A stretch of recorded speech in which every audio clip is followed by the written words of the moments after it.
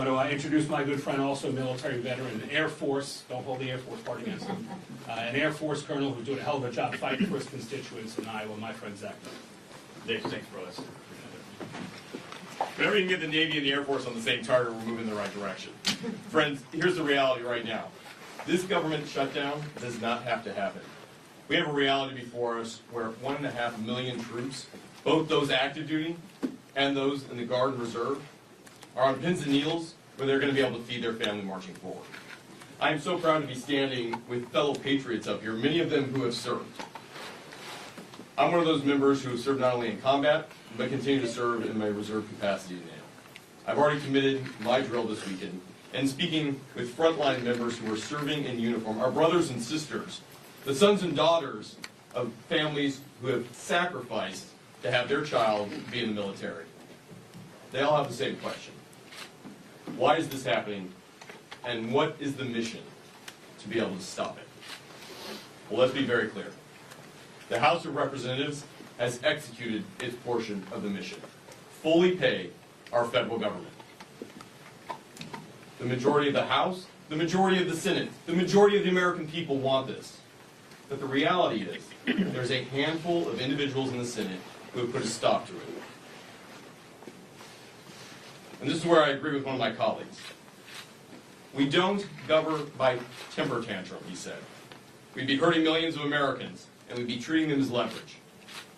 That was Chuck Schumer in 2018. Another colleague said, this is irresponsible. No, it's reckless. My other colleague, Nancy Pelosi, but that was in 2013. A fellow colleague said, it's not normal to hold 800,000 workers, or in this case, over 1 million military members and their paychecks hostage. That was from AOC in 2019. Team, we've heard about the first-hand impacts to individuals.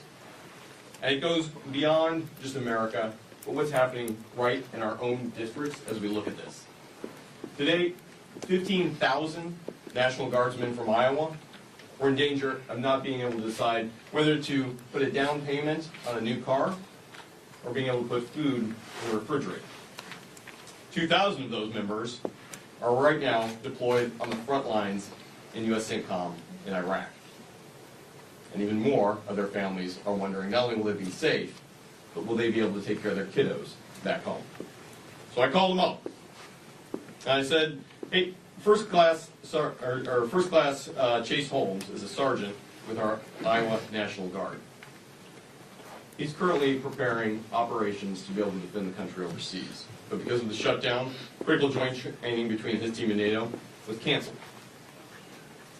We spoke with an Iowa Guardsman and chaplain for the 224th Combat Engineers Battalion, Caleb Wyman.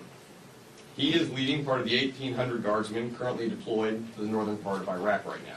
And he told me plainly, we're working, but we don't know if we'll get paid. I'll put my life on the line, but I hope someone's there to take care of my family if my paycheck doesn't come through. These aren't theoretical. These are real people, real impact, real costs. Let's be blunt.